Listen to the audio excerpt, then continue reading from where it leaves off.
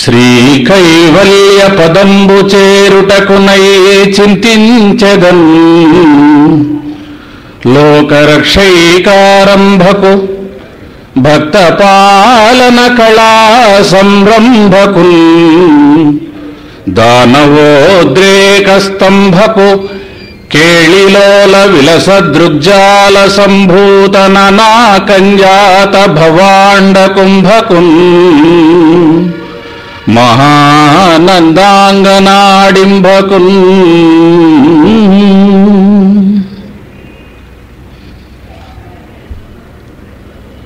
మహానందాంగనాడింభకుడైన శ్రీకృష్ణ పరమాత్మకి ముందుగా నమస్కారం.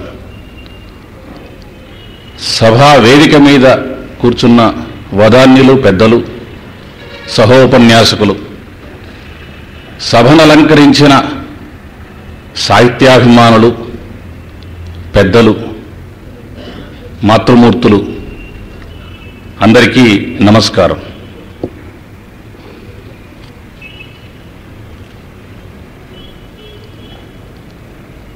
కిమస్తి మాలా కిం కౌస్తుభం వా పరిష్క్రియాయాం బహుమన్యసే త్వం కిం కాలకూటః కిం వా యశోదాస్తన్యం తవ స్వాదు వద ప్రభో మే.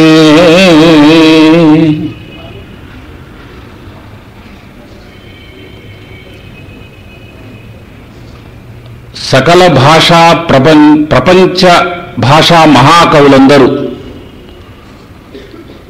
ఒకే వేదిక మీద కూర్చొని సకల భాషల్లో ఉండే కావ్యం యొక్క ఉత్కృష్ట శైలులన్నీ కూడా ఒక దిక్కు కుప్పవోసి కావ్య కళలతో పాటు కావ్య గతార్థాలన్నీ కూడాను మనోహరమైన ఒక కథగా మలిచి ఒక మహాకావ్యం సార్వజనీన, సార్వకాలిక, సార్వదేశిక, సార్వభాషిక మహాకావ్యం గనక రాస్తే ఎంత అందంగా ఉంటుంది అని మనం ఒకసారి గనక పేరాస చేతనం అన్ని భాషల కవులందరినీ కూడా ఒక వేదిక మీద కూర్చోబెట్టి ఒక మహాకావ్యం రాస్తే ఎలా ఉంటుంది. అయితే ఈ ఊహకు భారతదేశంలో వరకు మాత్రం ఆ అవసరం లేకుండా ఒక కవి అన్ని కాలాల్లో కూడా భారతదేశ ప్రజలంతా కూడాను ఆయన కవి కాదు, భగవంతుడే, సాక్షాత్ భగవంతుడే రాశాడు అన్నంత అద్భుతమైనటువంటి మహాకావ్యాన్ని వ్యాస భగవానుడు మనకు సంస్కృతంలో మహాభారతాన్ని, జయం అనే పేరు గల మహాభారతాన్ని, లక్ష్యశ్లోకి కావ్యాన్ని మనకు అందించడం జరిగింది. అయితే ఈనాడు సహృదయ సంస్థ ద్వారా నాకు పరిమితమైనటువంటి భీష్మ పర్వ సంబంధమైనటువంటి అంశాలనే ముందుంచుకుంటే ఆ ఆది పంచకం, ఆది సభ, అరణ్య, విరాట, ఉద్యోగ పర్వాలు, ఆ తర్వాత ఉన్నటువంటి వాటిలో యుద్ధ పంచకం భీష్మ, ద్రోణ, కర్ణ, శల్య, సౌప్తిక పర్వాలు, యుద్ధ షట్కం అని కూడా చెప్తారు. దాంట్లో స్త్రీ పర్వం కూడా ఒకటి కలుపుకోవడం జరుగుతుంది. ఆ తర్వాతి పర్వాల్లో చివరి రెండు అది భూమి మీద జరిగినటువంటి కథకు సంబంధించినవి కాకపోవడం చేత యుద్ధ షట్కం మధ్యలో, అటు అవతలి ఉపరి పంచకం, యుద్ధోపరి పంచకం, ఇటు ఆది పంచకానికి మధ్యన ఉన్నటువంటి యుద్ధ షట్కంలో ప్రప్రథమైనటువంటి భీష్మ పర్వంకు సంబంధించినటువంటి అంశాలు కొన్ని మీ ముందు నేను ఉంచుతాను. భీష్మ పర్వం అనగానే మనకు ముందుగా జ్ఞాపకం వచ్చేది ఆ పర్వంలో విశేషాలన్నింటినీ భగవద్గీత ఒకటి మొత్తం యావత్ భారతదేశానికి, హిందూ ధర్మానికి, త్రిమతాచార్యులకు ప్రస్థానత్రయంలో ఒకటిగా సర్వకాల సర్వావస్థల్లో ఆధునిక సమాజంలో కూడాను మానసిక వికాసానికి చోదక శక్తిగా పనిచేసేటువంటి ఆ భగవద్గీత భారతంలో భీష్మ పర్వంలో ఉండడం కారణంగా ఈ పర్వానికి అత్యంత విశిష్టమైనటువంటి స్థానం ఉంది. దీంట్లో యుద్ధం ప్రారంభమవుతుంది. భీష్ముడు తొలి సైన్యాధ్యక్షుడు రాజరాజుకి.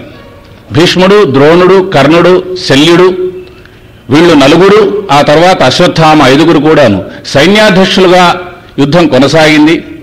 ఆ యుద్ధంలో ఒక్కొక్క పర్వానికి ఒక్కొక్కరు సైన్యాధ్యక్షులుగా ఉన్నటువంటి దాంట్లో తొలుత భీష్మాచార్యులు కురుసభలో అతి విశిష్టమైనటువంటి వ్యక్తిత్వంతో తనదైనటువంటి ప్రత్యేకమైనటువంటి శైలిలో కురు సింహాసనానికి అతడు కురు సింహాసనానికి బాధ్యుడుగా ఈ భీష్మాచార్యులు తొలుత 10 రోజుల పాటు జరిగిన యుద్ధం భీష్మ పర్వంలో భాగం. ధృతరాష్ట్రుడు ఈ యుద్ధాన్ని తాను చూడ్డానికి అవకాశం ఉన్నప్పుడు వ్యాస భగవానుడు మరి చూడ్డానికి నేత్రాలు కూడా ఇస్తానంటే ఆ బీభత్సాన్ని నేను కళ్ళతో చూడలేను కాబట్టి సంజయుడి ద్వారా వింటాను, వినడానికి మాత్రం అవకాశం ఉంటే సంజయుడికి కొన్ని ప్రత్యేకమైనటువంటి అమానుషమైనటువంటి మానవేతరమైనటువంటి శక్తులు ప్రసాదించడం జరిగింది. దివారాత్రాలు వర్తించే శక్తి, రహస్య ప్రకార సంభాషణల్ని వినగలిగే శక్తి, ఆ కురుక్షేత్ర భూమిలో తిరుగుతున్నప్పుడు ఎక్కడ కూడా ఆయుధాలు ఈయనకు స్పర్శించకుండా, ఆయుధాల వల్ల ఈయనకు గాయాలు కలగకుండా ఉండే శక్తి, మనోవృత్తులు మనసులో ఉన్నటువంటి విషయాలను కూడా తెలుసుకునే శక్తి, శీఘ్ర గమనం ఒకటి, ఇలాంటి అంశాలన్నీ కూడా ఇవ్వడం జరిగింది. ఇక్కడ మనకు సంజయుడి స్థానంలో తిక్కన మహాకవిని కనుక మనం ఊహించుకుంటే తిక్కయజ్ఞకు కూడా ఈ సంజయుడికున్న అర్హతలన్నీ ఉన్నాయని మనకు స్పష్టమవుతుంది. ధృతరాష్ట్రుడికి సంజయుడు చెబుతుంటే తెలుగు సాహిత్య లోకానికి, తెలుగు సాహితీ జగత్తుకు ఆ తిక్కన మహాకవి ఈ అంశాలన్నీ కూడా చెప్పడం జరిగింది. అతడు వార్తాహరుడు, ఇతడు కళాస్రష్ట. మహాభారతంలో లేని అంశం ఏది అని పెద్దలంతా చెప్తారు. అది ధర్మశాస్త్రం, ఇతిహాసం, పురాణం, యుద్ధశాస్త్రం, రాజనీతి, స్మృతి శాస్త్రం, శృతి సారం, ఆయుధ శాస్త్రాలు, చాలా చాలా చాలా అంశాలు. దానికి తోడుగా భగవద్గీత, యోగం, సాంఖ్యం, ఉభయ వేదాంతాలు. యది హాస్తి తదన్యత్ర యన్నేహాస్తి తదన్యత్ర నా. ఇక్కడ లేనిది ప్రపంచమంతటా ఏది లేదు, ఇక్కడ ఉన్నదంతా ప్రపంచంలో ఉంది అని. అయితే భీష్మ పర్వంలో భీష్ముడు సైన్యాధ్యక్షుడుగా ఉన్న 10 రోజుల యుద్ధం చాలా ప్రశస్తమైంది. ఈ పర్వంలోనే సుయోధనుడికి అపజయం నిశ్చయమైంది. ఈ పర్వంలోనే కర్ణుడు కుపితుడై అతన్ని సైన్యాధ్యక్ష పదవి నుంచి తొలగించు, నేను యుద్ధం చేస్తాను అనడం కూడా జరిగింది. భీష్ముడికి ద్రోణుడికి పాండవ పక్షపాతం ఉన్న కారణంగా యుద్ధంలో గెలుపెవరిదో సుమారుగా తెలిసిపోయే స్థితి ఏర్పడింది. దుర్యోధనుని ముక్కోపం ఒకటి, ఇవన్నీ కూడా మనకి భీష్మ పర్వంలో కనబడతాయి. చాపాచార్యుడు భీష్ముడు మనకు అక్బర్ చక్రవర్తికి భారత గాథ చెప్తుంటే ఏక బూఢా ఏక లడకా అని చెప్పాడని, భారతంలో ఉన్నటువంటి మిగతా పాత్రల కంటే విశిష్టమైనటువంటి పాత్రగా భీష్మాచార్యులు మిగిలిపోయినాడని, ఈయన 13 పర్వాలు అనుశాసనిక పర్వంలో ధర్మరాజు విలపిస్తూ నాకు జీవితమే అక్కర్లేదు అని వైరాగ్యం చెందినప్పుడు ఆయనకు జీవితానికి కావలసినటువంటి ధర్మబోధ, జీవితానికి కావలసినటువంటి రాజనీతి ధర్మాలు బోధించే వరకు కూడాను అంపశయ్యాగతుడై ఉత్తరాయణ ప్రవేశకాలం నాటి వరకు కూడా ఆయన తన జీవితాన్ని స్వేచ్ఛామరణాన్ని పొంది ఉన్న కారణంగా భారతాన్ని తొలి తరాల నుంచి సంపూర్ణంగా కురువంశం క్షతి కలిగి చివరి వరకు, అంత్యం వరకు చూసినటువంటి ఘనత ఆ మహానుభావుడికి ఉంది. అందువల్లనే ఆయన తాతగారు అందరికీ కూడా.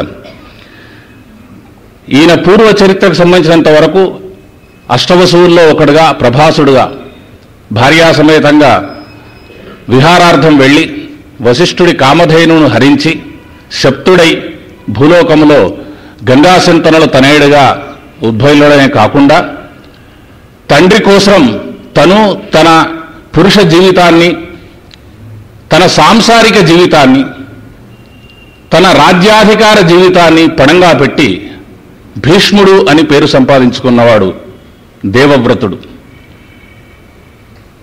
భీష్ముడికి ప్రతిజ్ఞ ఏ అవసరం కోసం చేసినా తరువాతి జీవితంలో ప్రతిజ్ఞాభంగం చేయమని ఎవరి కోసం ప్రతిజ్ఞ చేశాడో వాళ్లే ప్రోత్సహించడం జరిగింది. వంశక్షయం అవుతుంది, మళ్ళీ పెళ్లి చేసుకోమంది సత్యవతి.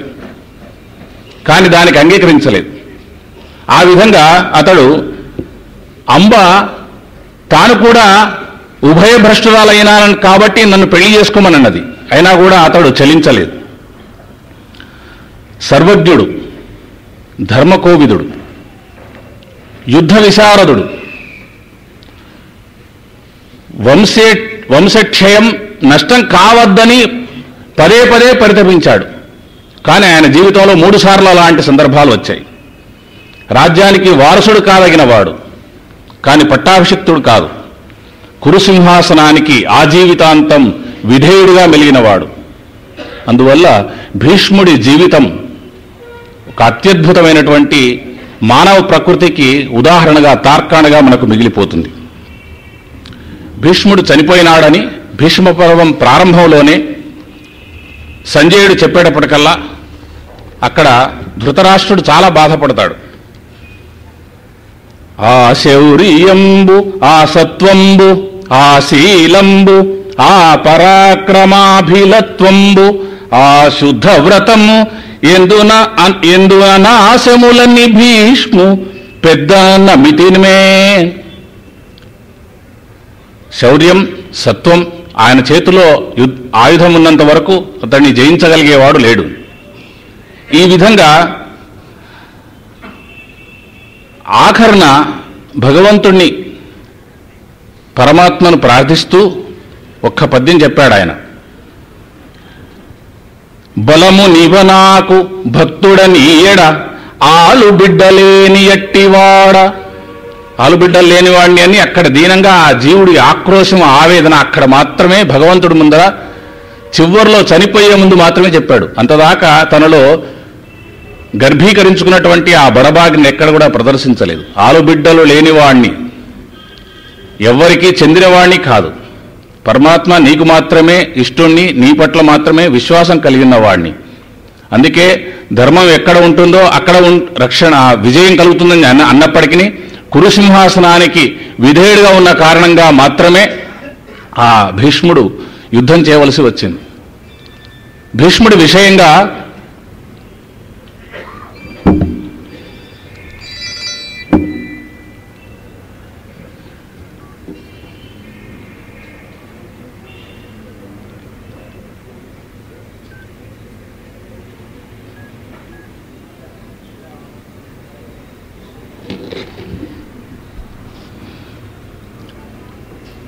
భీష్ముడు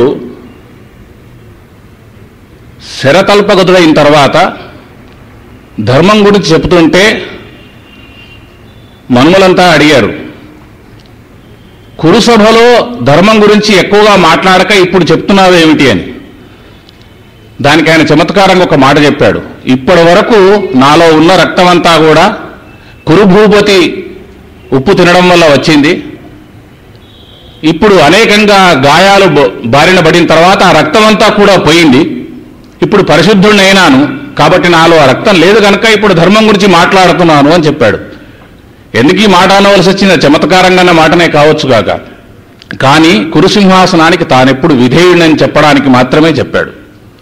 ధృతరాష్ట్రాదులకు సలహాలు ఇచ్చినప్పటికీ మళ్ళీ తిరిగి యుద్ధం వరకు వస్తే రాజరాజపక్షాన్నే పోరాడడం జరిగింది. ఇకపోతే తిక్కన మహాకవి తెలుగు భారతాన్ని అనువదిస్తున్నప్పుడు భీష్మ పర్వంలో మనం ఎన్ని ఊహించడం అంటే ఉదాహరణకు భగవద్గీతనంతా కూడాను చక్కగా తెలుగులో అనువాదం చేసి పెట్టి ఉంటవాడు తిక్కన్న మహాకవి అని. భారతంలో అనేకమైనటువంటి విషయాలు, ధర్మనీతి సంబంధమైన విషయాలు, రాజ్య నీతి సంబంధించినటువంటి విషయాలన్నీ కూడా అనువాదం చేశాడని, సంస్కృతంలో ఉన్నటువంటి లక్ష్యస్లోకి భారతాన్ని తెలుగులో చాలా చక్కగా అనువదించాడని మనం అనుకుంటే, నన్నయ్య ఈయనకు ముందే మహాభారత బద్ధ నిరూపితార్థము తెలుగులో రాయాలన్న సంకల్పంతో ప్రారంభించిన కారణంగా ఆ త్రోవలోనే నడవడం జరిగింది. అందుచేతనే మహాభారతం మనకు సంస్కృతంలో ఉన్నటువంటి దానికి తెలుగులో ఉన్న భారతం 3వ వంతుకు కుదించడం జరిగింది. దీంట్లో 22,000 అధ్యాయాలు ఉన్నాయి. అంటే మనకు 122 అధ్యాయాలు, 5,900 శ్లోకాల భీష్మ పర్వం తెలుగు భాషలో కేవలం 1,100 పద్యాల్లోనే అనువదించడం జరిగింది. సుమారుగా 3వ వంతు అనుకోవచ్చు. ఎందుకంటే తెలుగు పద్యం సంస్కృత శ్లోకం కంటే కూడా పరిమాణంలో రెట్టింపు ఉంటుంది కాబట్టి. చివరిలో ఒక అధ్యాయం ఉంది, భీష్మకర్ణయోహో రహస్యపూర్ణ సంవాద అని ఉంటుంది. ఆఖరణ భీష్ముడు శరతల్పగతుడైన తర్వాత అక్కడ ఉన్నటువంటి వాళ్ళందరూ కూడా వీడుకోలు చెప్పి వెళ్ళిపోయినాక కర్ణుడు రహస్యంగా మెల్లగా వచ్చి భీష్ముడి దగ్గర కూర్చొని మనసు విప్పి మాట్లాడతాడు. ఇది 39 శ్లోకాల చివరి భాగం, చివరి అధ్యాయం. దాన్ని కేవలం 14 పద్యాల్లోనే కుదించడం జరిగింది. ఎందుకు నన్ను అర్ధరతుని చేశావు, నాకెందుకు కోపం తెప్పించావు, రాజరాజ పక్షాన పోరాడకుండా ఉండడానికి ఎందుకు ఈ విధంగా జరిగింది, మనం ఇద్దరం ఉభయలం కనుక కలిసి ఉంటే తప్పకుండా రాజరాజుకు విజయం చేకూరేదే, నన్ను ఈ విధంగా ఎందుకు అన్యాయం చేశావని చెప్పినప్పుడు భీష్ముడు అతన్ని దగ్గరగా పిలుచుకొని చేతితో ఆలింగనం చేసుకొని, ఎందుకంటే శరతల్పగతుడైనాడు కాబట్టి అంతకుమించి ఆయనకు అవకాశం లేదు. బెడ్ మీద మనవాళ్ళు ఎవరైనా పడుకున్నప్పుడు మనం పలకరించకపోతే చెయ్యి తీసుకొని ఆత్మీయంగా కరస్పర్శ చేత మాత్రమే మన ఆత్మీయతను వ్యక్తం చేస్తాం. ఆ విధంగా అక్కడ భీష్ముడు కర్ణుడితో మాట్లాడిన మాటలు అవి రహస్య సంవాదం. అక్కడ కాపలాగా ఉన్న సైనికులను కూడా దూరంగా తొలగిపోమని చెప్పి మాట్లాడిన అంశం. అది చాలా ముఖ్యమైన ఘట్టం. వాళ్ళిద్దరి హృదయాలు చాలా స్పష్టంగా వ్యక్తమైనటువంటిది మూలంలో ఉంటే దాన్ని అత్యంత సంక్షిప్తంగా కేవలం 14 పద్యాల్లో మాత్రమే వివరించడం జరిగింది. ఎందుకు చెప్పొస్తున్నామంటే మహాభారతబద్ధ నిరూపితార్థం మాత్రమే దీంట్లో చెప్పడం జరిగింది. భారత మూలంలో కావ్య శాస్త్రేతిహాసం, తెలుగులో కావ్యేతిహాసం మాత్రమే. అంటే శాస్త్రాంశాలన్నింటినీ కూడా అక్కడ పక్కన పెట్టేసి అవి అనువాదం చేయడం అనేది ఉచితంగా ఉండదని భావించడం జరిగింది. ఇకపోతే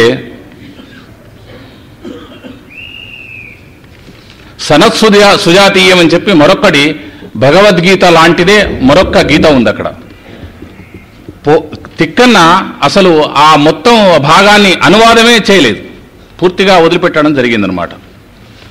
ఎందుచేత అంటే ఇంతకుముందే చెప్పుకున్నటువంటి ఆ ప్రణాళిక ప్రకారంగా మహాభారతబద్ధ నిరూపితార్థం చెప్పడం కోసం ఈ గీతానువాదాన్ని కూడాను 700 సప్తశతి భగవద్గీత దాన్ని కేవలం 50 గద్యపద్యాల్లో మాత్రమే చెప్పడం జరిగింది.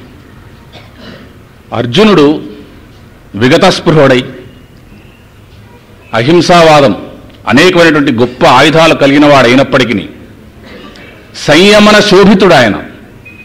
ఆయుధాలు చేతిలో ఉన్న వ్యక్తిలో ఆవేశకావేశాలు ఉంటే లోకానికి అనర్థం వస్తుంది. అందువల్ల ద్రోణాచార్యులు ఇతరులో ఉన్నటువంటి శిష్యుడు ఉన్నటువంటి ఆ అర్హతను తెలుసుకొనే అద్భుతమైనటువంటి అస్త్రాలను చెప్పడం జరిగింది. స్వయంగా తన కొడుకైనటువంటి అశ్వత్థామ కూడా చెప్పనటువంటి రహస్యాలు, అస్త్రరహస్యాలన్నీ అర్జునుడికి చెప్పడం జరిగింది. అలాంటి వాడు సందర్భం కానటువంటి స్థితిలో ధర్మరాజు నేను గెలుస్తానా 7 అక్షౌహిణుల సైన్యంతో 11 అక్షౌహిణుల సైన్యం కలిగినటువంటి రాజరాజు మీద గెలుస్తానా, భీష్మద్రోణాదులందా అటు పక్షంలో ఉన్నారని సందేహించిన సందర్భంలో సైతం మనం తప్పకుండా గెలుస్తామని చెప్పిన అర్జునుడు ఒక్క 10 నిమిషాల తర్వాత మళ్ళీ అదే యుద్ధ భూమిలో ఉభయ పక్షాలను చూసిన తర్వాత ఒక్కసారి మోహావిష్టుడై బద్ధమోహుడై తిరిగి తాను యుద్ధం చేయనని చెప్పడం జరిగింది. ఎందుచేత అంటే ఆయన ఉత్తముడైనటువంటి మానవుడు, శక్తి సామర్థ్యాలు అత్యధికంగా ఆయుధ బలగం ఉన్నప్పటికీ ఈ జననష్టాన్ని ఆయన అంగీకరించలేదు. అందువల్ల ఆయనను అహింసావాది అన్న విశ్వనాథ సత్యనారాయణ గారు గుప్త పాశుపదం అనే పేరుతోని ఒక నాటకం రాశారు. అర్జునుడి యొక్క గొప్పదనాన్ని వర్ణిస్తున్నటువంటి ఆ సంస్కృత నాటకం తెలుగులో కూడా అది అనువాదమైంది ఆయన చేతనే. ఆ నాటకంలో మనకు ఈ విశేషాలన్నీ మనకు విస్తారంగా కనబడతాయి. అలాంటి అర్జునుడు అస్త్రశస్త్రాలన్నీ కూడా బాగా తెలిసినవాడు, పాశుపతం వంటి మహాస్త్రాలు కూడా చేతిలో ఉన్నవాడు, గెలుపు తనదేనే ఎంతవరకు నమ్మినవాడు, ఒక్కసారి ఉభయపక్షాల్లోనూ చూసిన తర్వాత ఈ జననష్టంతో ఈ రక్తపుకుడు తనకు వద్దని చెప్పి భావించినప్పుడు అక్కడ అర్జునుడి పరంగా ఒక పద్యం రాశాడు తిక్కన్న.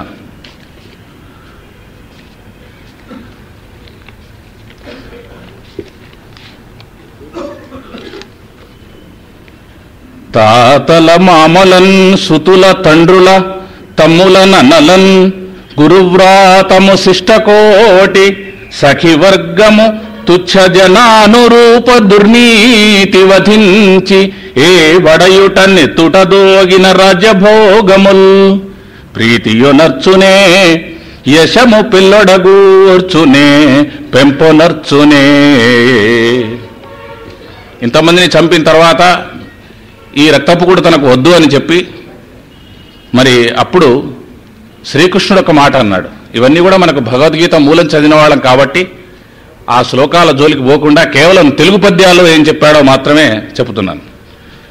దెప్పరపు చోట నీకి ఒప్పని విధము ఎచటు నుండి వదవెను వినుమీ చొప్పు అవివేకులయది ఇది తప్పించును సద్గతయు ఉదాత్తాశయంబున్ అని కృష్ణుడు అన్నాడు. ఇలాంటి స్థలంలో నువ్వు ఈ ఒప్పని విధము నీకు ఎచట నుండి వదవెను ఎందుకు వచ్చింది అన్నాడు. ఇది అవివేకుల చొప్పు, అందువల్ల ఇది సద్గతిని ఉదాత్త ఆశయాన్ని తప్పిస్తుంది, కాబట్టి నువ్వు యుద్ధోన్ముఖుడివి కావాలి అన్నాడు. హతోవా ప్రాప్యసి స్వర్గం జిత్వావా భోక్షిసే మహీం అన్నాడు. చస్తే స్వర్గం, బతికితే భోగం. సహజస్థలం కాదు, సమరస్థలం. అందువల్ల సద్గతి అంటే వీరమరణ విజయప్రాప్తులో, ఉదాత్తాశయం అంటే దుష్టులను నిర్మూలించడమో, ఈ రెండు అంశాలు నువ్వు ఆయుధం కింద పెడితే సాధ్యపడదు అన్నాడు. అయితే ఆత్మ నశ్వరం, పార్థివ దేహం నశ్వరం. భౌతిక సుఖాలకు, రాజ్యకాంక్షకు, యుద్ధాలకు, సుఖలాలసకు లొంగినవాడు అనిత్యాన్ని కోరుతున్న వాడి కిందికి లెక్క. పారలౌకికమైనటువంటి మోక్షమేమో మరది నిత్యం. ఇది కావాలని కోరుకుంటున్నటువంటి అర్జునుడికి యుద్ధోన్ముఖుడు కావాలని కర్తవ్య బోధ చేయడం అనేది ఇక్కడ గీతలో జరిగిందనమాట. ఈ గీత ఇలాంటిదే మరి రెండు చోట్ల కనబడుతుంది. శాంతి అనుశాసనిక పర్వాల్లో, అలాగే ధౌమ్యుడు, భీష్ముడు, అష్టావక్రుడు, వ్యాసుడు, సంజయుడు, విదురుడు వీళ్ళంతా కూడా ధర్మాన్ని బోధించిన వాళ్ళే ఆయా సందర్భాల్లో. అందువల్ల భగవద్గీతలో ఉన్నటువంటి అంశాల యొక్క సారాంశాన్ని తిరిగి ఆయా సందర్భాల్లో బోధించడం వల్ల తిక్కన మహాకవి ఇక్కడ మళ్ళీ తిరిగి సప్తశతి భగవద్గీతను అనువదించడం ఉచితం కాదు అని భావించడం జరిగిందనమాట. కృష్ణుడేమో అర్జునుని యుద్ధోన్ముఖుడిని చేయడానికి చెప్తే ధర్మరాజు మళ్ళీ తిరిగి అదే, భీష్ముడు తిరిగి మళ్ళీ అదే ధర్మరాజుకు జీవితోన్ముఖుడిని చేయడానికి చెప్పాడు. తిక్కన కవిత్వం తెలుగు భాష యొక్క సౌందర్యానికి మారుపేరుగా ఉంటుంది.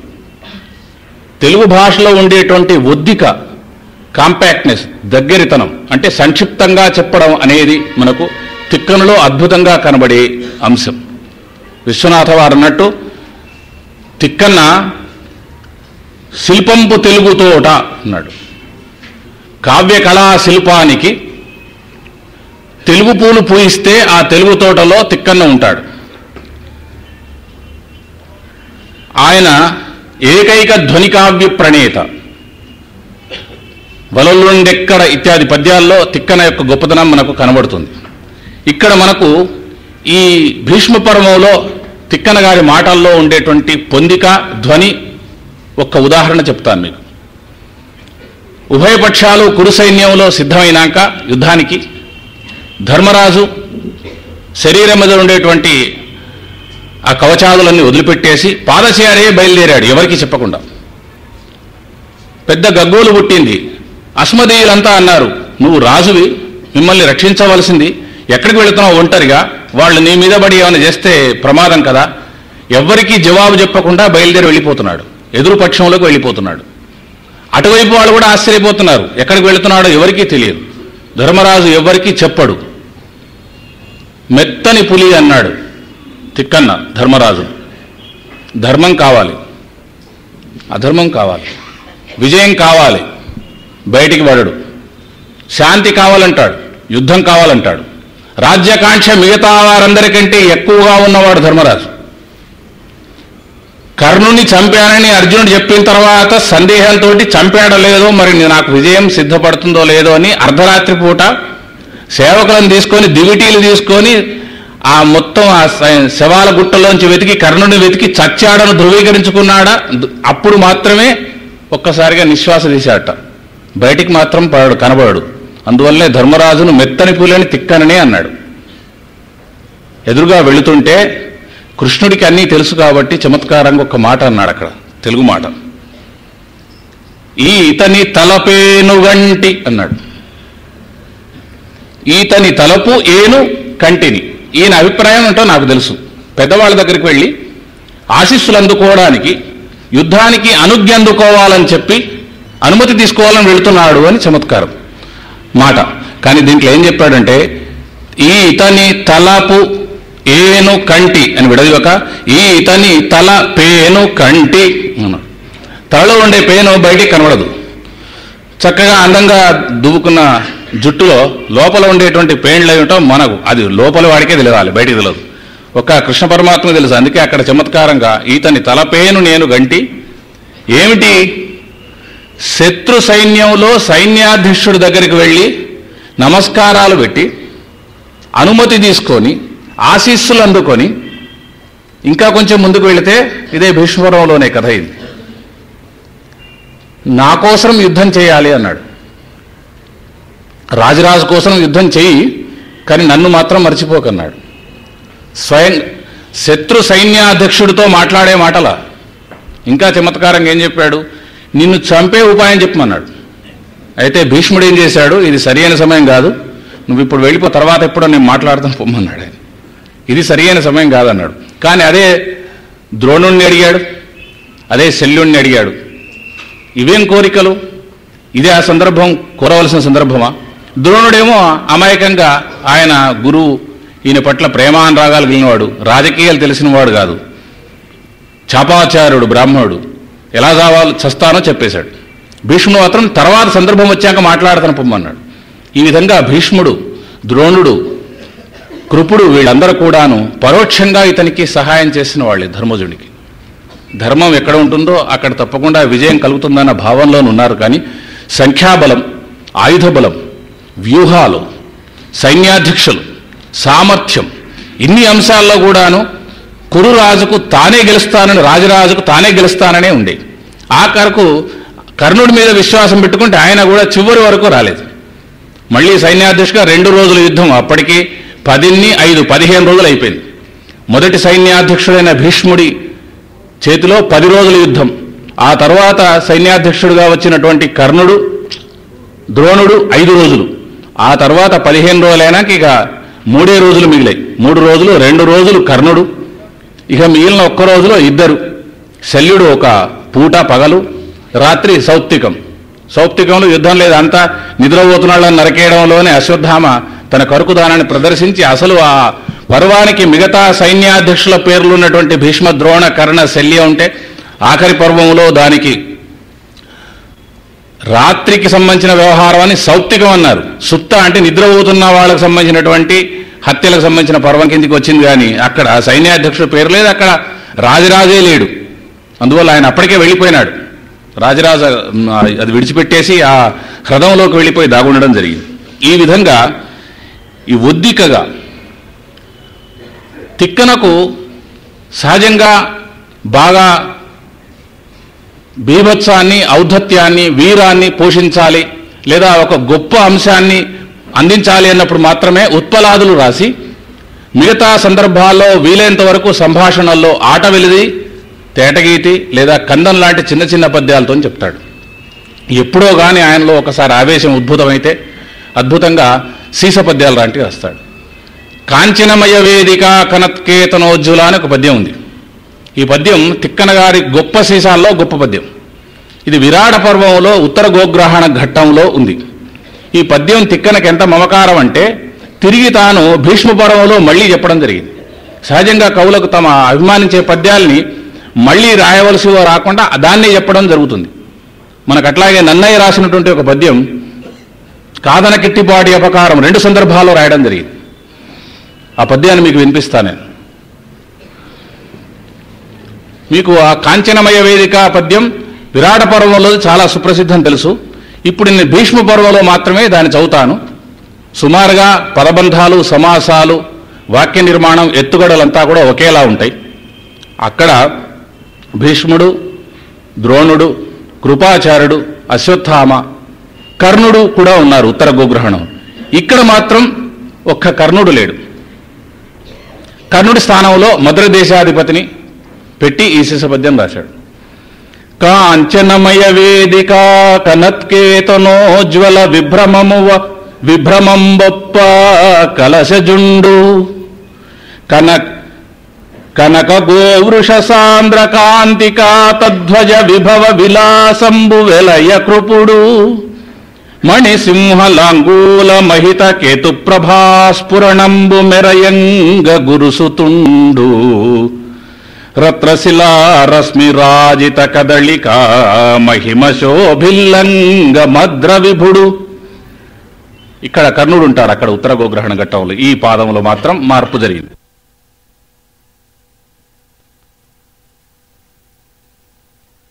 మహోగ్రఘన తాళ తరువగుసిడము వాడు సురనదీ సూనుడు ఏర్పడ చూచి కొమ్ము. సురనదీసునుడైన గాంగేయుడికి దీనికంటే మీది పద్యంలో చెప్పి అక్కడ రాసినటువంటి సీసాన్ని దాదాపుగా యథాతథంగా ఒక పైన ఉన్నటువంటి తేటకి తప్ప యథాతథంగా ఇక్కడ చెప్పాడు. అంటే ఈ కేతనాల్లో వర్ణిస్తున్నటువంటి ఈ అద్భుత ఘట్టంలో పద్యాన్ని మళ్ళీ రాయాలి అనుకున్నాడు. ఆ విధంగా తను రాసిన పద్యాన్నే తిరిగి మళ్ళీ తనే రాయడం జరిగింది అన్నమాట. ఇక పోయితే భీష్మ పర్వం వల్ల మనకు అస్త్రశస్త్రాది విద్యలు ఆనాడు సైన్యాధిపతులను లేదా ఉత్తములైనటువంటి యోధులను నిర్ణయించినప్పుడు అర్ధరథ, రథ, అతిరథ, మహారథ ఇత్యాది కేటగిరీస్ ఇవ్వడం జరిగింది. అని రథచక్రాలు ఒక పక్క యుద్ధంలో నడుస్తుంటే యుద్ధభూమిలో రథచక్రాలను రక్షించడానికి యోధులుండేవాళ్ళని, రకరకాల ధ్వజాలు, రకరకాల శంఖాలు, చాలా గమ్మత్తైనటువంటిది యుద్ధఘట్టం. ప్రపంచ సాహిత్యంలో ఎక్కడ కూడా 6 పర్వాల్లో సుమారు 40,000 శ్లోకాల్లో యుద్ధాన్ని వర్ణించడం జరగలేదు. మహాభారతమే ప్రపంచ సాహిత్యంలో అతి విస్తృతమైనటువంటి గొప్ప కావ్యం. ఒక యుద్ధఘట్టానికే ఇన్ని పర్వాలు, ఇన్ని వేల శ్లోకాలు, కేవలం యుద్ధం. బహుశా ప్రపంచ సాహిత్యంలో యుద్ధాన్ని వర్ణించినంత ఇంత విస్తృతంగా వర్ణించినటువంటి గ్రంథం బహుశా మరొకటి లేదు. అంటే మీరు అనవచ్చు ఎన్ని భాషల ప్రపంచంలో ఎన్ని సాహిత్యాలు నువ్వు చూసావని అనవచ్చునేమో. కాకపోతే 30,000 శ్లోకాలతో యుద్ధాన్ని వర్ణించిన కావ్యం ఎక్కడ ఏదైనా ఉంటే మీరు చెప్పండి. ఇప్పటి వరకైతే లేదు అని అనుకుంటున్నాను నేను. అస్త్రశస్త్రాలు, అస్త్రం శస్త్రం ఈ రెంటి మధ్య కొంచెం తేడా మనందరికీ తెలుసు. శస్త్రం అంటే చేతిలో ఉండాలి, గాయపరచవలసినటువంటి లక్ష్యం దగ్గరే ఉండాలి. అస్త్రం అంటే దూరంగా కూడా వేయవచ్చు. మనకు డాక్టర్లు సర్జరీకి సంబంధించినంత వరకు శస్త్రచికిత్సాలయం అని రాస్తారు, కానీ అస్త్రచికిత్సాలయం రాయరు. ఎందుకంటే డాక్టర్లు ఆపరేషన్ ఇట్లా దూరం నుంచి కత్తులతో విసిరి ఆపరేషన్ చేయరు. మన చేతిలోనే ఉండేలాగా ఆయుధం శస్త్రం దూరంగా ఉండేటువంటి వాళ్లకు, అంటే ధనుస్సు మొదలైన వాటితోటి దూరంగా ఉండేటువంటి వాటి మీద బాణాలు ప్రయోగించడం, ఇదంతా కూడా అస్త్రాలు. అస్త్రశస్త్రాదులతో రకరకాల ఆయుధాలు, ఆనాటి ఇంకా ఫిరంగులు అవి ఏమి రాలేదు కదా. ఇది అసలు యుద్ధమే చాలా గమ్మత్తుగా ఉంటుంది. వ్యూహాలు, ఎక్కడ కూడా ఇంత పెద్ద సైన్యం రాలేదు యుద్ధంలోకి. అది మైదానాల్లో యుద్ధం చేయలేదు. చేస్తే వాటిల్లో ఒకటి నుంచి ఒకటి అటాక్ చేసుకోవడానికి వీలుగా ఉండవు. ఒకటేమో సంక్రమిస్తూ పరాక్రమిస్తున్నటువంటి పక్షం ఉంటుంది, మరొకటేమో అది అఫెన్స్, ఇది డిఫెన్స్ అనమాట. ఇదేమో తను తాను రక్షించుకోవడానికి సంరక్షణ వ్యూహాలు ఉంటాయి. పరాక్రమ వ్యూహాలు, సంరక్షణ వ్యూహాలు. ఆ విధంగా మానుష వ్యూహం మొట్టమొదటి రోజు భీష్మాచార్యుడు తొలి దినాన ఆ మానుష వ్యూహాన్ని నిర్మిస్తే, ధృష్టద్యుమ్నుడు అటువైపు పాండవుల యొక్క సైన్యాధిపతి అచల వ్యూహాన్ని నిర్మించాడు. అంటే వాళ్ళు అటాక్ చేస్తే వీళ్ళు దాన్ని ఆపడానికి వీలుగా ఈ విధంగా రకరకాల వ్యూహాలు, పక్షులు, జంతువులు, వివిధమైనటువంటి అంశాల్లో ఉంటాయి వ్యూహాలన్నీ కూడా. రాత్రి యుద్ధాలు, 18 అక్షోహిణుల సేన 18 రోజులు, ఈ విధంగా ఇదొక విచిత్రమైనటువంటి యుద్ధం. ఎన్ని విచిత్రాలున్నాయో ఒకసారి మనవి చేస్తాను మీకు నేను. కొట్టుకుంటున్న వాళ్ళందరూ బంధువులే. సైన్యం యొక్క రహస్యాలు ఇరుపక్షాలు తెలుసు, ఎంతింత ఉన్నారు. అందరూ ఆత్మీయులే, ఎవరి శక్తి సామర్థ్యాలు ఏమిటో తెలిసిన వాళ్ళు. నమస్కారాలు, ఆశీర్వాదాలు, రణానికి ఆజ్ఞ తీసుకోవడాలు కూడా ఎక్కడ లేవు. ఎందుకంటే ఉభయులు దాయాదులే కాబట్టి ఈ యుద్ధం అతి విచిత్రంగా ఉంటుంది. ఇంకా కొన్ని విశేషాలు మనవి చేస్తాను. పోయితే శత్రు సైన్యాధీశుడి దగ్గరికి వెళ్ళి ఎలా చనిపోతావో చెప్పు అనే ప్రశ్నించడం. ఇంతే కాకుండా మాకు విజయం కలిగేలా యుద్ధం చేయని చెప్పి ధర్మరాజు అడగడం. పరస్పర కలహాలు. కర్ణుడు విశ్రాంతి తీసుకుంటాడు. కర్ణుడి మీదే నమ్మి యుద్ధానికి సిద్ధమైన రాజరాజుకు ఇది అశనిపాతం లాంటిది. యుద్ధం తెగదు. ఎంతకాలం యుద్ధం చేస్తావు, నాకు ఎప్పుడు విజయం అందిస్తావని రాజరాజే భీష్ముడి దగ్గరికి వచ్చి ఇంకెన్ని రోజులు యుద్ధం చేయాలంటావని అడుగుతాడు. అంటే ఎప్పటికీ తెగదు, అది తెగేలా లేదు, తెగదు.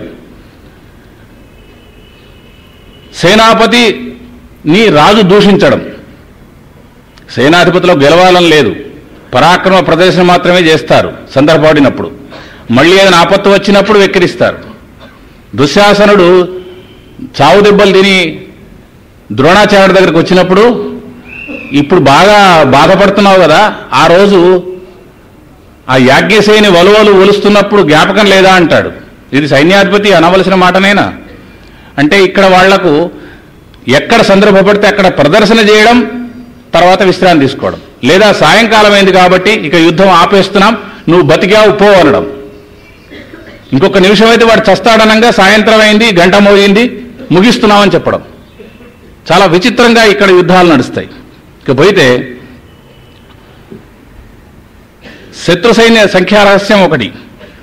ధర్మరాజుకు గెలుపు కావాలి, కానీ విశ్వాసం మాత్రం లేదు. ఘనమై తోచుచున్న ఏది కౌరవ సైన్యము ముందే అన్నాడు ప్రారంభంలోనే. మళ్ళీ పర్వాలేదు, మనకు కృష్ణుడున్నాడు, మరొక్క ఆయనాడు అని చెప్పి ధైర్యం చెప్పేదాకా. యుద్ధం కావాలి, శాంతి కావాలి. రారాజు పక్షమై రణము సేయుము నాకు హితమగు కార్యంబు మతిదలపుము. ఇది ఎదురుగా భీష్మాచార్యుడితోటి మొట్టమొదటి మాట మాట్లాడాడు. రారాజు పక్షమై రణము సేయుము నాకు హితమగు కార్యంబు మతిదలపుము. ఇది ఎలా సాధ్యపడుతుంది యుద్ధం చేయడంలో? దీంట్లో ఇంకొక చమత్కారం ఉంది. రారాజు పక్షమై రణము సేయుము కామ నాకు హితమగు కార్యంబు మతిదలపుము అని ఒక అర్థం తీసుకోవచ్చు. రారాజు పక్షమై రణము సేయుము నాకు హితమగు కార్యము. తిక్కన మాటల్లో కనబడుతుంది మనకు. స్పష్టంగా ధర్మరాజు చెప్తున్నాడు. భీష్ముడు మాత్రం ఇప్పుడు నేను చెప్పను, నీకు చెప్పవలసిన అంశాలు ఇంకా 10 రోజుల తర్వాత చెప్తాను, ఆ తర్వాత రమ్మన్నాడు. యోధులంతా ఎందుకు వెళుతున్నారు యుద్ధానిక? పెళ్లిక. సంగరోత్సవ సంభృతోత్సాహులగుచు నగుచు తగుమాటలాడుచు నడిచిరలమి. నవ్వుతున్నారట, మాట్లాడుతున్నారట. యుద్ధానికి వెళుతున్నట్టుగా లేదు. అంతా యుద్ధం చేశారు. 18 అక్షోహిణులంటే బాలురు వృద్ధులు దక్కగా వ్రాలి ఇలంగల పురుషవర్గంబు జయశ్రీలోలత నేతించుట నేల యవిసి మూగినట్లు నెరసె బలంబుల్. మొత్తం రాజ్యములో ఉండేటువంటి వాళ్ళందరూ యుద్ధానికి వెళ్ళారు. వెళ్ళిన వాళ్ళందరూ పెళ్లికి వెళ్ళినట్టు వెళ్ళారు. పోయిన వాళ్ళందరూ యుద్ధాన్ని నవ్వుతూ స్వీకరించారన్నాడు. ఇంకొక విశేషం ఉన్నది. అసలు నేను యుద్ధ భూమిలోకి అడుగుపెట్టనే కర్ణుడు శపథం చేశాడు, నన్ను అర్ధరథుని చేస్తావా అని, భీష్ముడి మీద కోపంతో. సైన్యాధ్యక్షుడిగా ఆయనను నియుక్తుని చేయగానే ఆయన ఒక్కొక్క వీరుడికి ఒక్కొక్క అర్హతను ఇవ్వడం జరిగింది. నేను అర్ధరథుని చేసి పారేశాడు కావాలని. ఆ విషయాన్ని మనకు కర్ణ సంవాద రహస్యంలో, కర్ణుడు భీష్ముడికి సంబంధించినటువంటి రహస్య సంవాదంలో బయటపడుతుంది. ఈయన కోపంతో నువ్వుండగా నేను యుద్ధం చేయనన్నాడు కర్ణుడు. కానీ యుద్ధం ఎలా జరుగుతుందో చూద్దామని ఉబలాడడం కోసం యుద్ధ భూమిలోకి వచ్చాడు. యుద్ధ భూమిలోకి వచ్చింది కృష్ణుడు చూశాడు. చూసి ఆయన ఒక మాట అంటాడు, మునల వినోదంబునకు కనుగొననేతించియున్న, మునల అంటే ఆ కొసకెక్కడో దూరంగా ఉండి, వినోదంబు కొరకు కనుగొననేతించియున్న, కర్ణుడు వచ్చి చూస్తున్నాడు యుద్ధం ఎలా చేస్తారు చూద్దామని. అక్కడ కృష్ణుడు దొరికించుకున్నాడు. నువ్వు ఎలా యుద్ధం చేయనంటున్నావు రాజరాజు కోసం? భీష్ముడు ఉన్నంత వరకు, భీష్ముడు చచ్చే వరకు మా వైపు యుద్ధం చేస్తే ఎలా ఉంటుంది అంటాడు. భీష్ముడు చచ్చే వరకట, తర్వాత నువ్వు మళ్ళీ అటువైపు పోతావు. కానీ ఈలోగా నువ్వు చేసిన శత్రు సంహారం, జనక్షయం, కృష్ణుడి చమత్కారం చూడండి. సరే, కర్ణుడు భీష్ముడు లాంటి పాత్రలు వాళ్ళు ఒకసారి నియమం చేసుకున్నారంటే లొంగే బాబతు కాదు కాబట్టి సరిపోయింది. కానీ లేకుంటే ఇదెక్కడి పద్ధతి? చూడ్డానికి, వినోదం చూడడానికి వస్తే నువ్వు కూడా రా మాతో పాటు యుద్ధం చేయి కాసేపు, అది ఎవరి కర్ణుడు అంటున్నాడు. ఇది సాధ్యపడదని కూడా కృష్ణుడు తెలుసు, అయినా కానీ చెప్తాడు. అసలు వాళ్ళంతా చేస్తున్నది యుద్ధమా, లేకుంటే ఏదైనా ఒక ఉత్సవానికి, వివాహ మహోత్సవానికో దేనికో వచ్చారా అసలు కురుక్షేత్ర యుద్ధానికి అన్నట్టుగా ఉంటుందన్నమాట. ఇది ఈ పద్యం పూర్తిగా వినిపిస్తాను, చమత్కారంగా ఉంటుంది. తిక్కన ఎంత పొదుపుగా మాటలు వాడతాడో తెలుస్తుంది.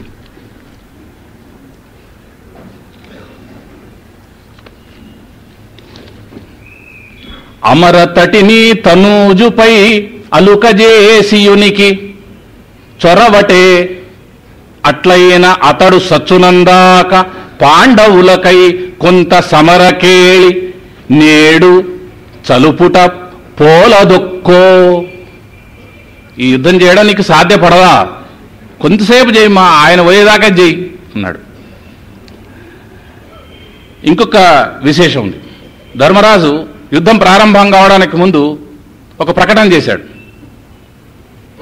మీ శత్రు సైన్యంలో నా వైపు ఎవరన్నా కనుక అభిమానం కలిగిన వాళ్ళు ఉంటే వస్తే రండి, మిమ్మల్ని ఆహ్వానిస్తున్నాను, నా తమ్ములుగా మిమ్మల్ని చూసుకుంటాను అంటాడు.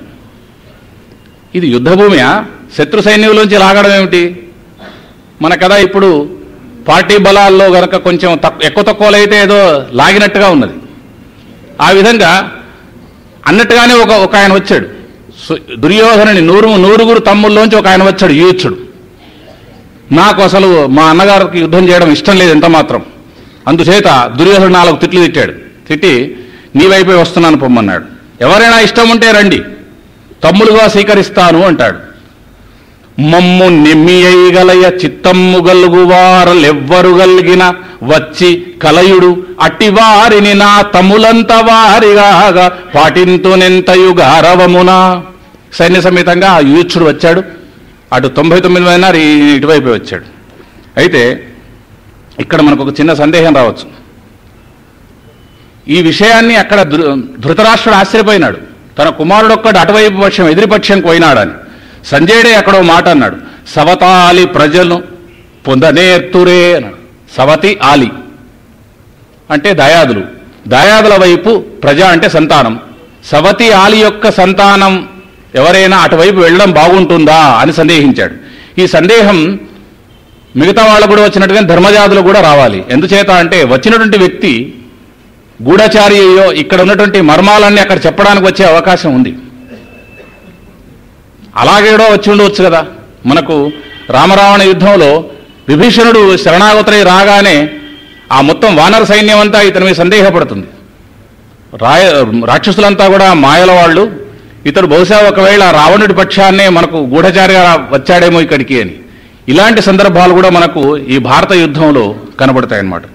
ఈ విధంగా అసలు ఇది యుద్ధమా లేకపోతే ఇదేమన్నా వివాహ మహోత్సవానికి వచ్చినట్ట, ఏవి నియమాలు ఏవి పద్ధతులు అన్నట్టుగా ఉంటుంది. ఇక పోతే వ్యూహాలు అనేవి మనకు మహాభారతంలో ఈ భీష్మ పర్వంలో విశేషంగా కనబడతాయి. సుమారుగా మొత్తం 15 వ్యూహాలు అమితమైనటువంటి ఆ సైన్యానంతా కూడాను క్రమశిక్షణగా ఒక డిజైన్లో ఒక రూపంలోకి మార్చుకొని చెప్పడం అన్నమాట. తక్కువ సేన ఉంటే ఇది సాధ్యపడదు. ఎక్కువ రక్షణ కోసం తక్కువ సైన్యాన్ని ఉపయోగించుకోవడం అనేది మనకు వ్యూహాల్లో కనబడుతుంది. రాజు మధ్యలో అంతర్భాగంలో రక్షణ వలయంలో ఉంటాడు. సైన్యాధిపతి ఏమో మనకు అగ్రభాగాన ఉండి యుద్ధం చేయడం జరుగుతుందన్నమాట. దాంట్లో ఉండేటువంటి మార్గాలు అర్థం కాకుండా ఉండి దుర్భేద్యంగా ఉంటాయి. లోపలికి ఎవరైనా మనిషి వస్తే కమ్ముకుంటారు, మనకి వాళ్ళ కబడ్డీ ఆట లాంటిది అనుకోండి. ఒక్కడు ముందు లోపలికి వెళతాడు, మిగతా వాళ్ళందరూ కూడా వ్యూహాత్మకంగా అతన్ని పట్టుకునే ప్రయత్నం చేస్తారు. అయితే ఈ వ్యూహాలని కూడా అందరికీ అర్థమైనవి కావు. కానీ సామాన్య సైనికులను ఆ పద్ధతిలో నిలబెట్టి క్షణాల్లో వ్యూహాలు మార్చేటువంటిది ఒక విశేషమైనటువంటి అంశం. ఈ వ్యూహాలు మనకు కేవలం ఒక భారత యుద్ధంలోనే కనబడతాయన్నమాట. మొత్తం 15 వ్యూహాలు చెప్పడం జరిగింది. మానుష వ్యూహమేమో మొట్టమొదటి రోజు రాజరాజు భీష్మాచార్యుల చేత నిర్మించడం జరిగింది. దానికి అచల వ్యూహం దృష్టద్యుమ్నుడు చెప్పడం జరిగింది. అచల వ్యూహంలో అచలత్వం అనేది అది ఎప్పటికీ స్థిరంగా మాకే జయం కలుగుతుందనేటువంటి విశ్వాసానికి కారణభూతంగా ఉంటే, మానుష శక్తినే నమ్ముకున్నటువంటి దుర్యోధనుడు మానుష వ్యూహానికి ప్రేరకుడైనాడు. దుర్యోధనుడికి మానుష శక్తి మీదనే ఎక్కువగా విశ్వాసం, దైవశక్తి మీద లేదు. పడకసీని మనకు తెలుసు ఒకటి, పాండవోద్యోగంలో అక్కడ 2 భాగాలు చేశాడు. నేను ఒక పక్క ఆయుధం పట్టకుండా నా సైన్యమంతా ఒక పక్క, యాదవ సైన్యమంతా, రెండిట్లలో ఏది కోరుకోమన్నప్పుడు అర్జునుడు కృష్ణుని మాత్రమే కోరుకుంటే దుర్యోధనుడు బాగా సంతోషపడ్డాడు. పడుతూ అక్కడ ఒక పద్యం చెప్పాడు. ఇది పాండవోద్యోగంలో పద్యం. అర్జునుడు కృష్ణుని కోరుకున్నాడు. రథమునందు ఎన్ని చిత్రంపు ప్రతిమలుండవు. ఆ రథంకు ఉన్నటువంటి శిల్పాల్లో అనేకంగా అజుడు, విష్ణువు, బ్రహ్మ మొదలైనటువంటి రకరకాల శిల్పాలు ఉంటాయి, బొమ్మలు. ఈ శ్రీకృష్ణుడు కూడా రేపు ఆయుధం పట్టకుండా అతని రథం మీద కూర్చున్నప్పుడు ఆ బొమ్మల్లో ఇతను ఒక బొమ్మ అవుతాడు. దీంట్లో పెద్ద ఇబ్బంది ఏం లేదు. నాకైతే మొత్తం సైన్యం అంతా వచ్చింది, మానుష శక్తి పెద్ద సైన్యం నాకు వచ్చింది. ఈ ఆయుధం పట్టని కృష్ణుడితో నేను చేసేది ఏమీ లేదు. కృష్ణుడు తాన తీసిన గోతిలో తానే పడ్డాడు అని సంతోషపడ్డాడు, సంబరపడ్డాడు. ఎందుచేత అంటే అతడికి దైవీ శక్తి మీద నమ్మకం లేదు. కృష్ణుడు ఉంటే చాలు, నువ్వు ఊరక చూచుచుండు మచ్యుతా అని ప్రసిద్ధం. అది మొత్తం సైన్యం అంతా నేనే గెలుస్తాను, నువ్వు వెంబడుంటే చాలన్నాడు అర్జునుడు. దైవీ శక్తి మీద విశ్వాసం కారణంగా కృష్ణుని కోరుకొని రాజరాజు పరిశేష న్యాయంతో మిగిలిన సైన్యం అంతా వచ్చినప్పుడు ఆయన సంబరపడ్డది, నాకు గొప్ప మానుష శక్తి లభించింది కాబట్టి కృష్ణుడు ఉంటే లేకుంటే మిగతా బొమ్మలతో పాటు అర్జునుడి రథం మీద తానో బొమ్మగా ఉండిపోతాడన్నాడు. ఆ విధంగా వాళ్ళ ఆలోచన విధానంలో ఉన్నటువంటి ఆ తేడా గమనించండి. అందుకే మానుష వ్యూహంతో ప్రారంభమైంది ఈ యుద్ధం. పదాతి సైన్యం అంతా ఒక క్రమంలో నిలబడి రకరకాల ఆకారాలతో, రకరకాల రక్షణ వలయాలతో, ఇవన్నీ కూడా పరిశోధిస్తే విశేషంగా ప్రపంచంలో జరిగిన యుద్ధాలన్నింటినీ కనుక పరిశీలిస్తే కనబడేటువంటి అంశాలు అన్నమాట విశేషంగా. ఇకపోతే యుద్ధం 10 రోజుల పాటు సాగినట్టుగా భీష్మ పర్వంలో కనబడుతుంది. మిగతా పర్వాల జోలికి నేను వెళ్ళటం లేదు, నాకు పరిమితులు ఇక్కడే కాబట్టి. కానీ ఇది విశేష భాగమే యుద్ధంలో. రాత్రి కాసేపు విశ్రాంతి తీసుకుంటారు, పగలు మళ్ళీ కొట్టుకుంటారు. విపరీతంగా బీభత్సం, మొత్తం అంతా రక్తం, అన్ని శరీర భాగాలని ముక్కలు ముక్కలుగా తుండేలుగా వెయ్యి ఉంటాయి. చాలా భయంకరంగా జుగుప్సాహంగా ఉన్నటువంటి ఆ యుద్ధ భూమిని తిక్కన వర్ణించినప్పుడల్లా కూడా సౌందర్యోపాసన ఉన్నవాడిగా కనబడతాడు. ఎక్కడ కూడా మనకు అసహ్యం కనబడకుండా ప్రకటించే ప్రయత్నం చేస్తాడు. దాన్ని ఏమంటాడు ఆయన? చారుభీషణం అంటాడు. అందమైనటువంటి భీషణత్వం అట. యుద్ధం చాలా భయంకరంగా అసహ్యంగా ఉండాలి, కానీ చారుభీషణం ఏమిటి, అందమేమిటి? సంగ్రామం అభిరామం వయ్యే ఘోర ప్రకారం వయ్యే. అందంగా ఉందట యుద్ధం, కానీ ఘోరంగా మాత్రం జరిగిందంటాడు. ఆ మొత్తం ఆ ఆయుధాలు ముక్కలుగా విరిగిపడి తలలు, కాళ్ళు, రక్తం, ముండ్యాలు, వీటితోటి ఉన్నటువంటి ఆ భూమిని అంతా కూడా ఒక చక్కటి సరోవరంలాగా వర్ణిస్తాడు తిక్కన్న. అంత ఘోరమైన దాంట్లో పాదాలన్నీ ఎలా ఉన్నాయి? కింద అలిరాకు పాన్పుల్లా ఉన్నాయట విరిగిన పాదాలన్నీ. ఊరువులన్నీ ఎలా ఉన్నాయి అంటే ఏనుగు ఒక అరటి తోటలో చూచి ఆ మొత్తం అరటి బోధలన్నిటి విరిచేస్తే ఎలా ఉన్నదో అలా ఉందట. ఏనుగు వచ్చిన అరటి తోటలాగా ఉంది యుద్ధం. తొడలన్నీ అలాగే కుప్పలు కుప్పలుగా పడి ఉన్నాయి. రక్తంలో తలలన్నీ ఇట్లా తేలుతుంటే మడుగులో తామరలాగా ఉన్నాయంటాడు. ఈ విధంగా మొత్తం బీభత్సమైనటువంటి ఆ ఘట్టాలన్నింటినీ కూడాను అందమైనటువంటి కవి ఉదాహరణలతో చెప్తాడు. ధరణి ఒకటి 2 పద్యాలు చెప్తాను. ధరణి నెత్తుట దోగి ఆభరణకాయ శస్త్రఖండ జాలంబుల చలనొప్పే పలుచగాకుండ కుంకుమ మలది పెక్కు తెరంగు తొడవులో దొడిగిన తెరువవోలే. చనిపోయిన వాళ్ళందరికీ సంబంధించిన ఆభరణాలన్నీ కూడా రక్తం మడుగులు అక్కడ పడి ఉన్నాయి. ఎవరు తీసుకునే వాళ్ళు కూడా లేరు. ఎలా ఉందట అంటే బాగా ఆభరణాలు పెట్టుకోవాలని ఉబలాట ఉన్న ఓ స్త్రీ విపరీతంగా ఆభరణాలు ధరించినప్పటికీ మరీ ఇన్ని ఆభరణాలంటే బాగుండదేమో అని కాస్త కుంకుమ పెట్టుకున్నట్టుగా ఎలా ఉంటుందో అలాగా రక్తం మధ్యలో ఆభరణాలు అధికంగా ఉండి రక్తం తక్కువగా ఉండి కుంకుమతో శోభిస్తూ ఎక్కువ ఆభరణాలు పెట్టుకున్న స్త్రీలా ఉంది ఆ యుద్ధభూమి అని చెప్తాడు.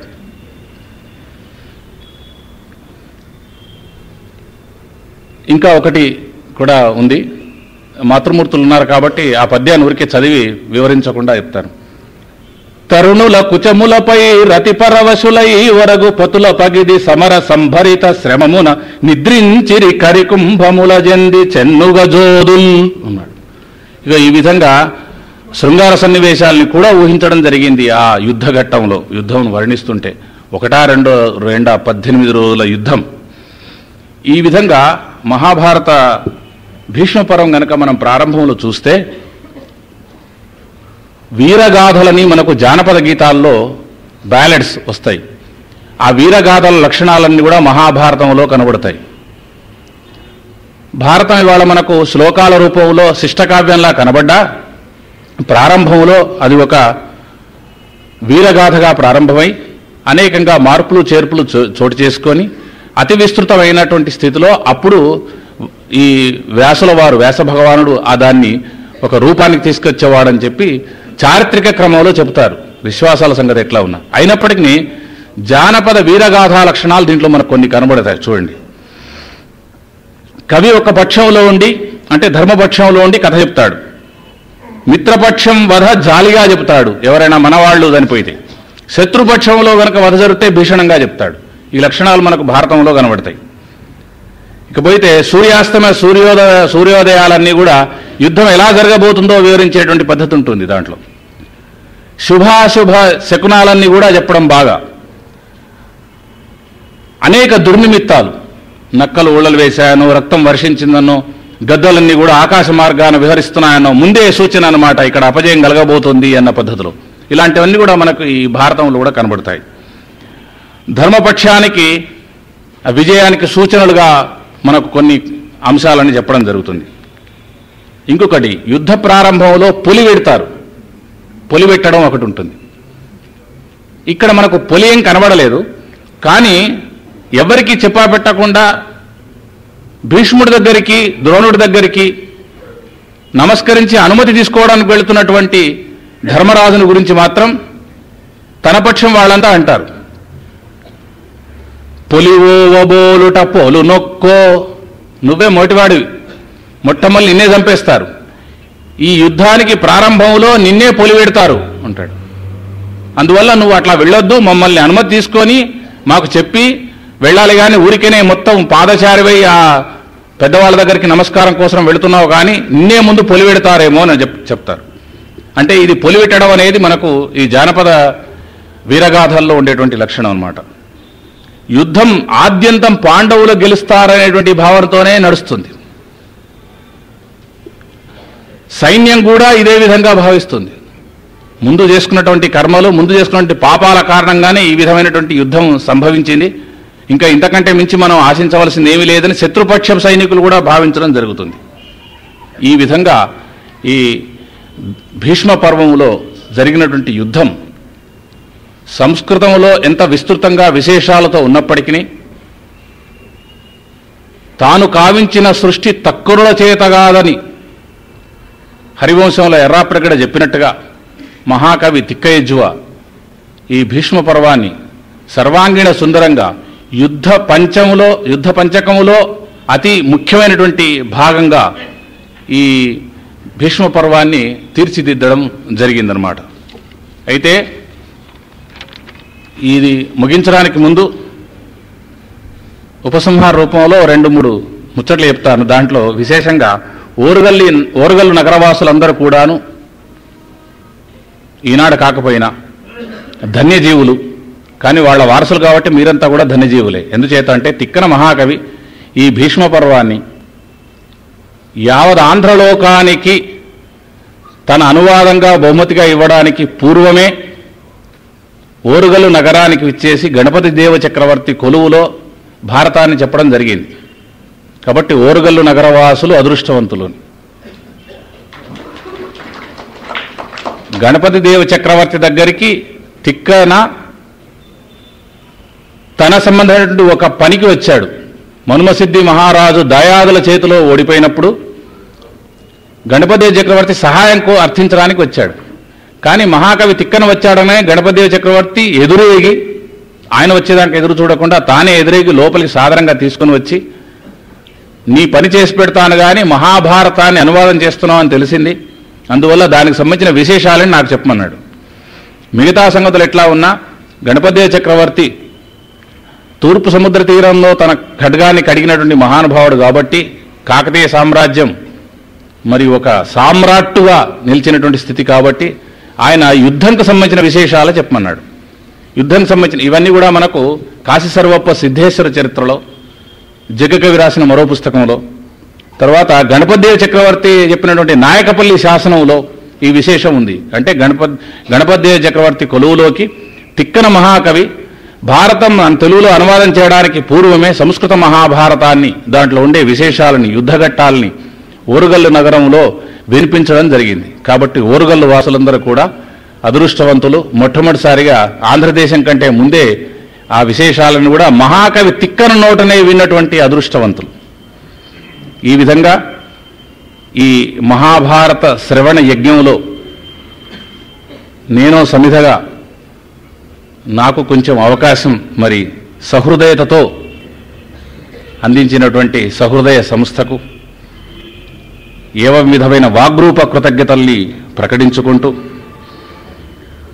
తను కావించిన సృష్టి తక్కరుల చేతగాదు నాన్ ఆ ముఖంబునత పల్కిన పల్కులాగమములై పొల్పొందున్ ఆ వాణి భర్తన్ ఈ తండొకరుండు నాజను మహత్వావాప్తిన్ కవి బ్రహ్మణా వినుతింతున్ కవి తిక్కయజ్వన్ అఖిలోర్వీ దేవతాభ్యర్చితున్. నమస్కారాలు.